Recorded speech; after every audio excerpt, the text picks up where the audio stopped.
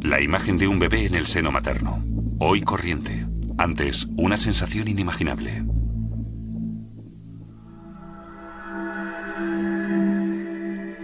A principios del siglo XVI, el genio universal Leonardo da Vinci dibujaba las diversas etapas del desarrollo humano.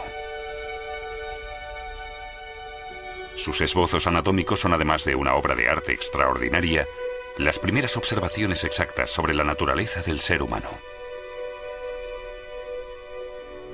Leonardo da Vinci y la anatomía.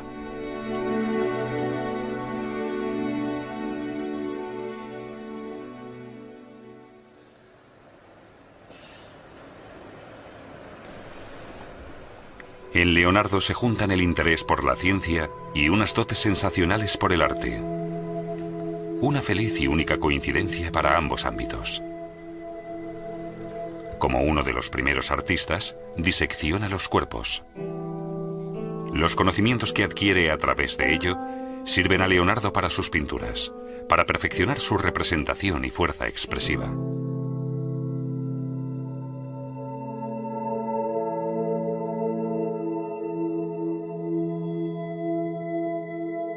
Con sus estudios anatómicos, aspira principalmente a representar y entender el cuerpo humano en todas sus proporciones y como unidad orgánica.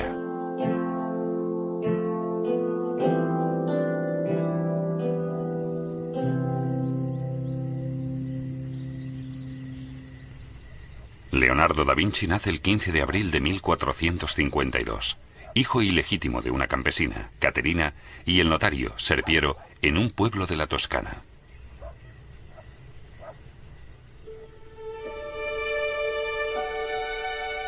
Ya de joven, manifiesta unas dotes artísticas notorias.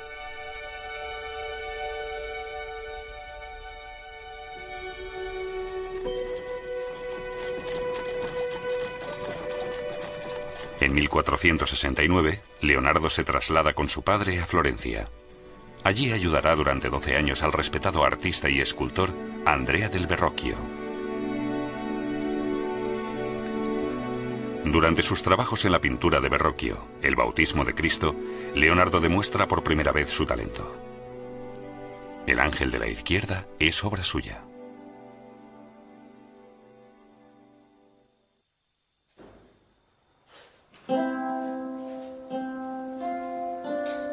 Después de su aprendizaje, Leonardo trabaja con intensidad una innovación importante en pintura: la perspectiva.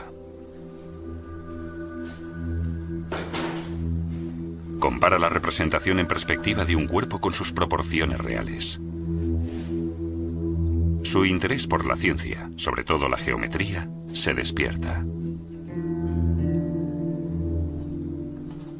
Leonardo es un investigador de pies a cabeza. Sus ganas por percibir y representar la realidad son tan fuertes que no se contenta con una sola disciplina. Estudia geología, construcción, botánica e ingeniería militar, aunque sobre todo anatomía. Concreta sus estudios en cientos de dibujos.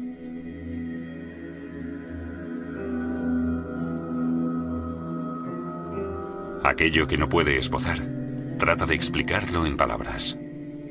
Con rigor científico, este zurdo documenta sus observaciones durante toda su vida usando la escritura invertida.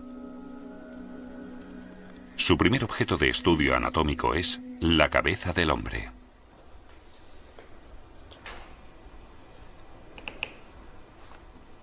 Cuidadosamente prepara diversos cráneos para poder dibujarlos desde diferentes ángulos.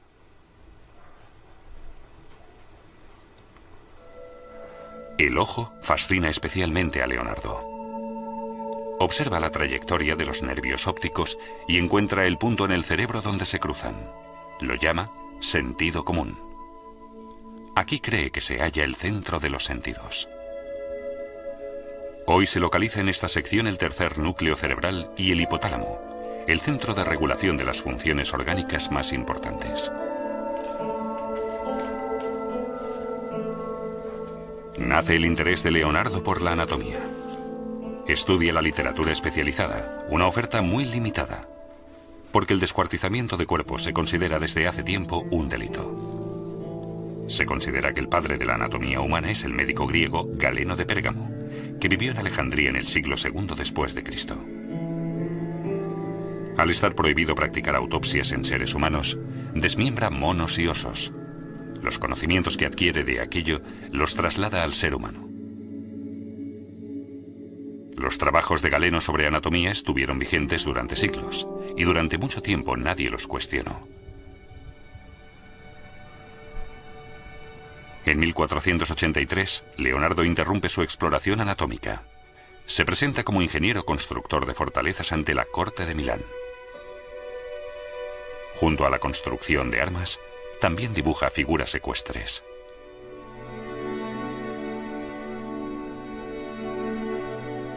Planea y construye canales y esclusas, algunas de las cuales aún se conservan hoy.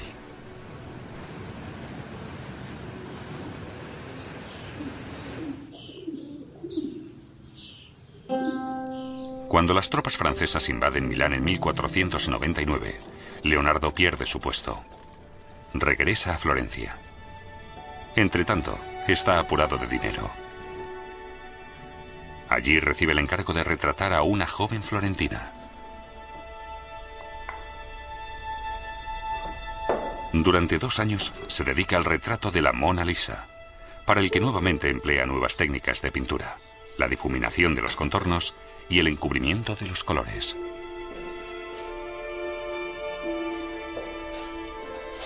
Leonardo sabe que la expresión facial de una persona está determinada principalmente por 2 elementos, los ojos y la comisura de los labios. Por eso no define a propósito ninguna de las 2 partes, dejando que se desdibujen entre sombras. Así crea el misterioso rostro sonriente de la Mona Lisa.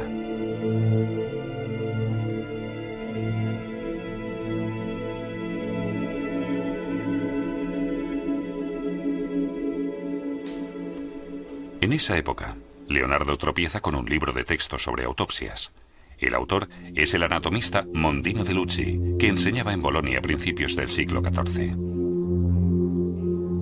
En el año 1302, los juristas de la Universidad de Bolonia forzaron una autopsia porque sospechaban un asesinato por envenenamiento. El primer caso de la medicina forense y el comienzo de la anatomía moderna. No obstante, el estudio anatómico no echó realmente raíces en las universidades hasta 200 años después.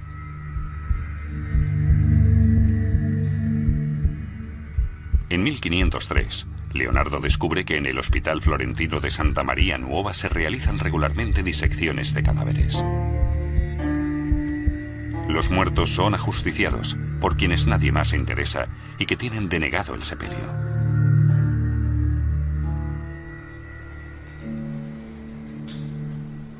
Leonardo consigue el permiso para practicarles autopsias.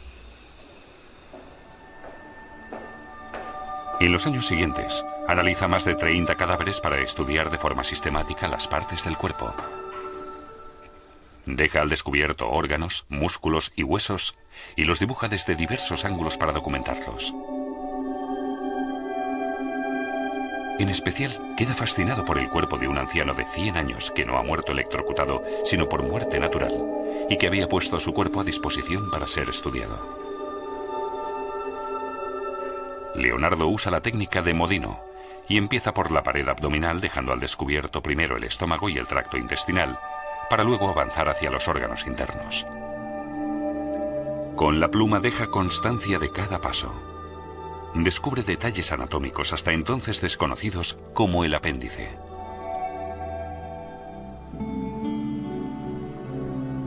Al mismo tiempo, Leonardo perfecciona constantemente su técnica de dibujo. Siempre se esfuerza por plasmar la realidad lo más fielmente posible. Emplea líneas para que sus dibujos parezcan lo más plásticos posibles.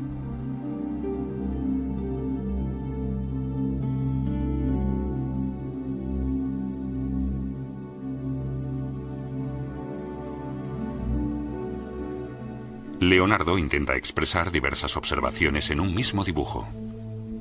Quiere plasmar características típicas, no deformaciones accidentales.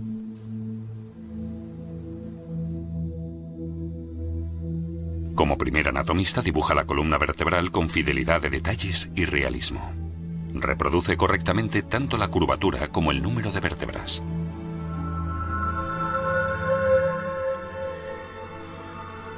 Pero como Leonardo no es médico, el hospital le deniega el acceso a los cuerpos.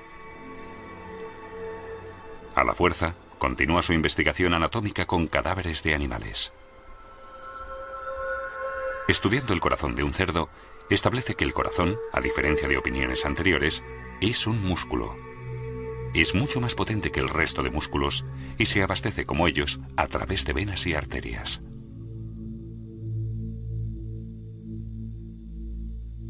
A pesar de sus vastos conocimientos, los esbozos de Leonardo después de la muerte se tienen en cuenta solo esporádicamente. Pasarán varios siglos hasta que su trabajo anatómico se publique y se conozca en todo el mundo. Leonardo da Vinci no es el fundador de la anatomía moderna, pero sí que asienta las bases. Uno de los beneficiados es el médico flamenco Andreas Vesalius, que en 1542 escribe Historia de la Medicina con su libro sobre la estructura del cuerpo humano.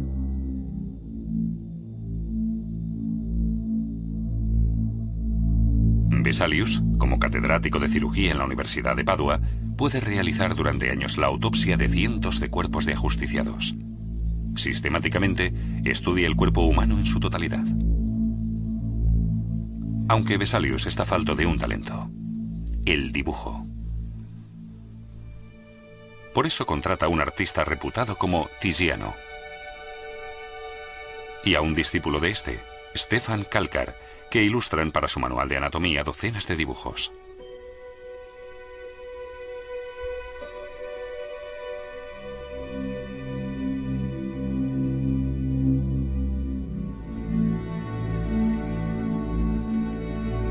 En 1595, la Universidad de Padua inaugura el aula de anatomía.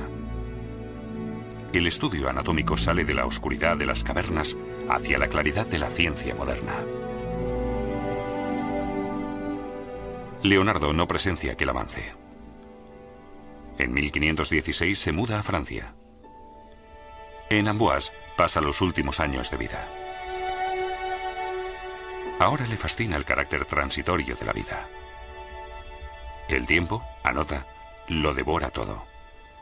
Por tanto, describo la geometría de la naturaleza humana independientemente del tiempo. Compara la vida con la luz de una vela.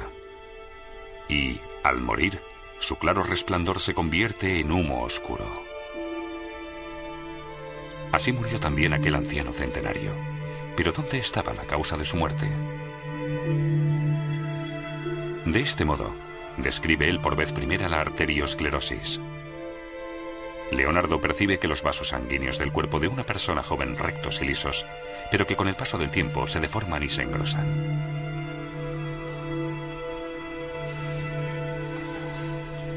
Leonardo da Vinci es quizás uno de los pocos hombres en los que se reúnen perfectamente la capacidad para la investigación científica y las dotes artísticas.